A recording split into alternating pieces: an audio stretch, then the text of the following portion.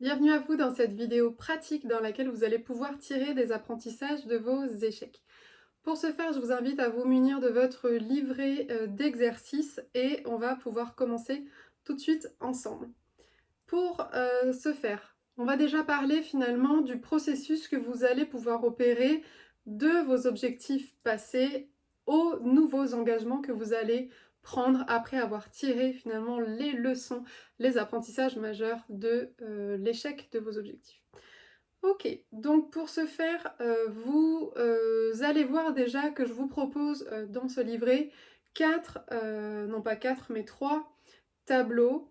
Pourquoi 3 tableaux? Eh bien, toujours pareil, pour que vous puissiez travailler sur les 3 piliers du centre Aime-toi. Le premier, la relation à vous-même. Le second pilier, eh bien, vos relations aux autres. Et le troisième pilier, le fait de vivre une vie fidèle à vous-même dans votre quotidien et votre vie professionnelle notamment. Bien, ceci étant dit, je vous propose tout de suite de voir ensemble des exemples concrets sur ce processus par lequel vous allez passer lorsque vous allez remplir vos tableaux. C'est vraiment un processus analytique en fait qui va se faire en avançant colonne après colonne. Alors, pour ce qui est du pilier 1, donc vous allez voir que pour chacun des tableaux, nous avons une structure en 4 temps. Le premier temps, c'est finalement identifier les objectifs que vous aviez. Donc ça, on l'a fait a priori ensemble tout à l'heure, ça doit être plus clair pour vous. Dans la seconde colonne, vous allez identifier vos échecs. Voilà quelle est la teneur de vos échecs face à cet objectif que vous étiez fixé. Le troisième temps, c'est un temps finalement d'apprentissage, on pourrait dire un temps un peu de gratitude, c'est un temps finalement qu'est-ce que je retiens de cette expérience et de cet échec. Vous vous souvenez qu'on a parlé euh, avant dans la partie théorique de l'utilité de l'échec.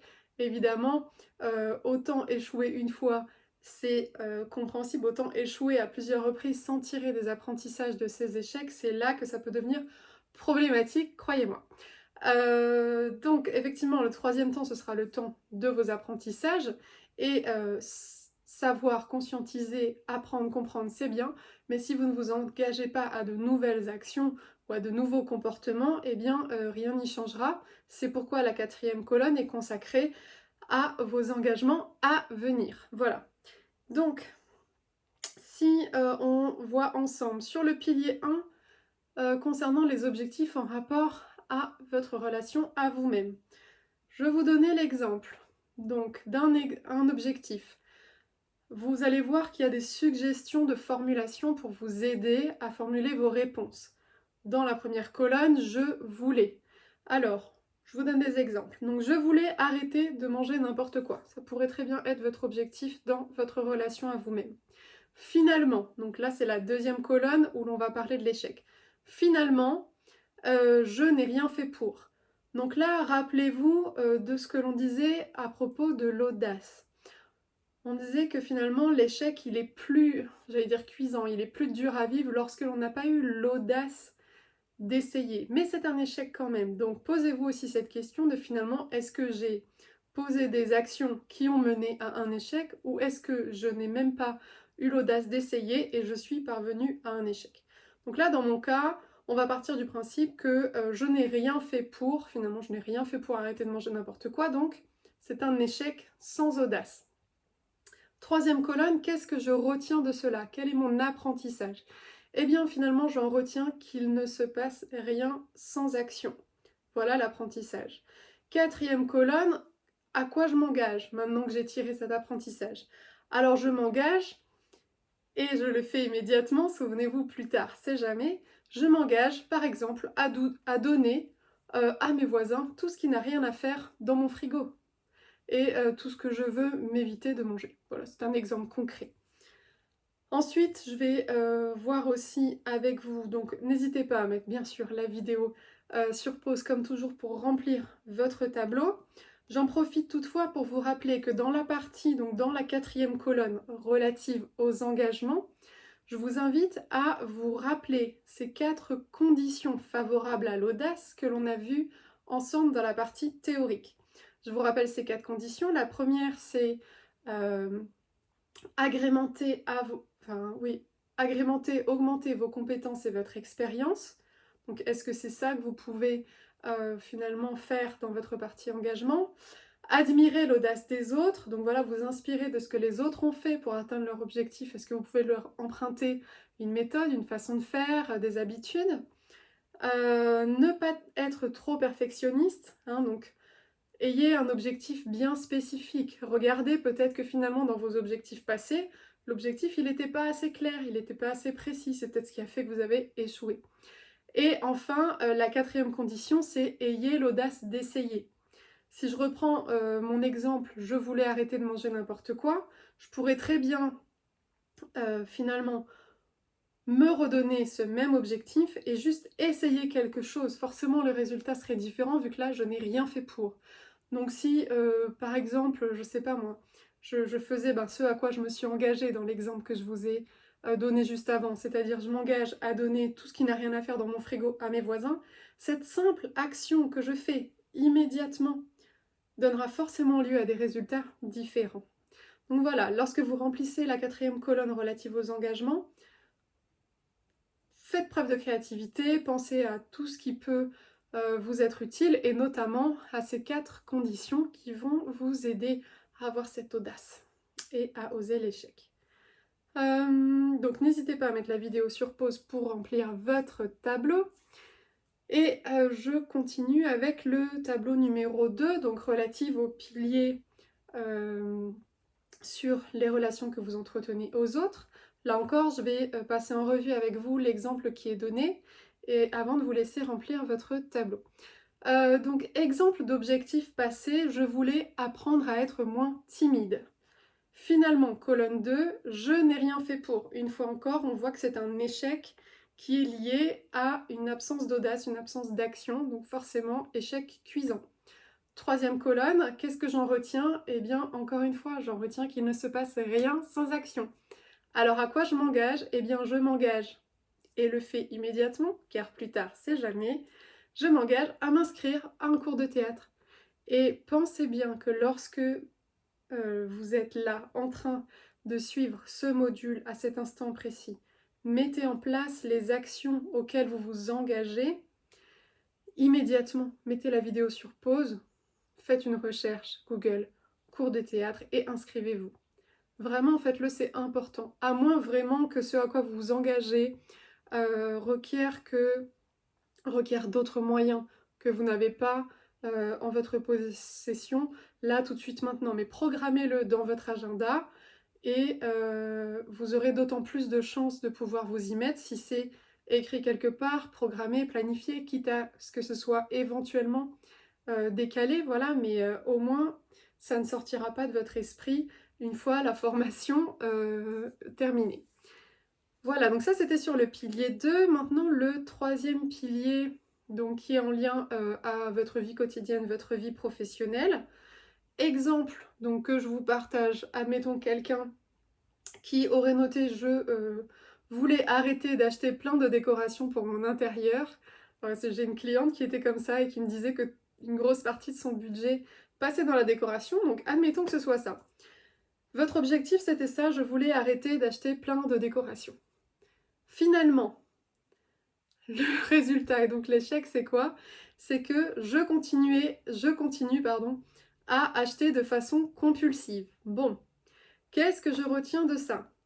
Eh bien, j'en retiens que je dois identifier éventuellement mon besoin derrière ces achats compulsifs et le combler autrement. Ça, c'est une option, une opportunité. Qu'est-ce que vous allez ensuite mettre en place comme action? Ce à quoi vous allez vous engager. Vous pouvez bien sûr prendre le temps d'identifier les besoins qui se cachent donc derrière cette tendance à l'achat compulsif. Peut-être que vous manquez d'attention au quotidien, peut-être que vous manquez de temps de plaisir, de temps de bien-être. Il y a forcément une raison finalement à des actions compulsives quelles qu'elles soient.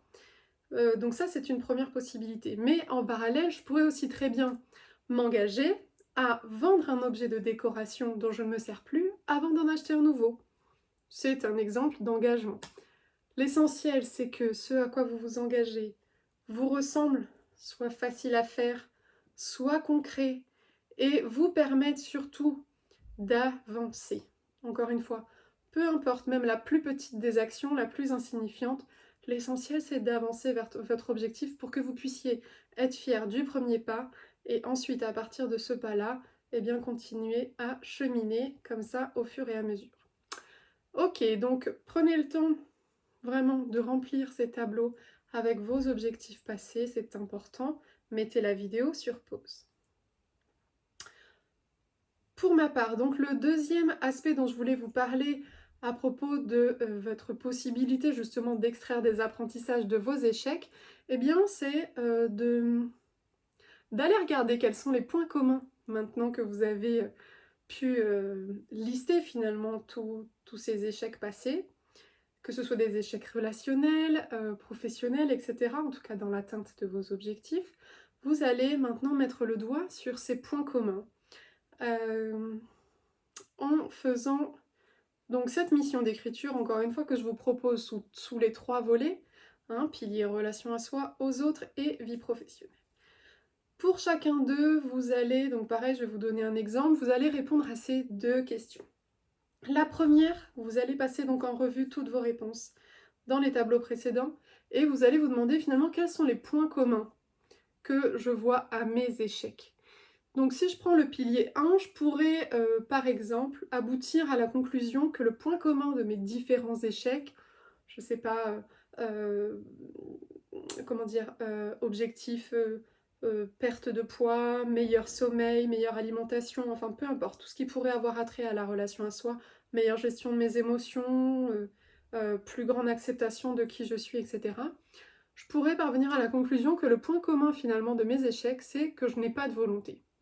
Ok, alors une fois que vous avez identifié votre point commun, le point commun à vos échecs, vous allez vous demander quelles habitudes ou quelles actions initier dès aujourd'hui pour maximiser vos chances d'atteindre vos objectifs à venir. Prenons l'exemple de je n'ai pas de volonté. On pourrait imaginer quelqu'un qui justement est à la recherche, voilà, comme je vous le disais, de perdre du poids, d'être plus à l'écoute de son sommeil, etc. Eh bien, pour soutenir quelles actions, quelles habitudes je peux mettre en place, pour soutenir ma volonté, vu que j'ai identifié que je n'en avais pas, eh bien, je vais déjà ne plus me confronter à la situation finalement tentante, plutôt que de la vivre et d'essayer de la gérer, de la contrôler en vain. Exemple très concret, plutôt que de résister au paquet de chips que j'ai acheté, eh bien je n'en achète plus. Je vous donne volontairement un exemple voilà, simple et basique, mais pour que vous compreniez. C'est important que vous puissiez voir vos mécanismes et en créer de nouveaux à la place pour vous faciliter la tâche, pour vous aider, pour vous épauler dans l'atteinte de vos objectifs. Pilier 2 maintenant. Bien sûr, prenez le temps de mettre la vidéo sur pause pour remplir vos réponses. Voilà. Pilier 2. Relation aux autres. Ok ? Donc si je fais le point sur les objectifs passés que je n'ai pas réussi à atteindre et que je constate que finalement le point commun de mes échecs dans ce pilier, c'est le fait que je ne sais pas dire non. Je regarde et à chaque fois mes échecs, c'est lié à ça, je ne sais pas dire non.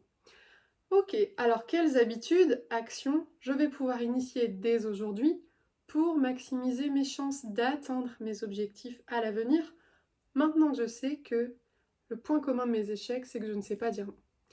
Par exemple, je vais pouvoir m'entraîner peut-être, m'entraîner à dire non, certes, mais à ce moment-là, je vais le faire avec des personnes dont je sais qu'elles sont très compréhensives, voire même leur partager mon envie de m'autoriser à davantage dire non, voilà, leur verbaliser pour qu'elles soient plus compréhensives.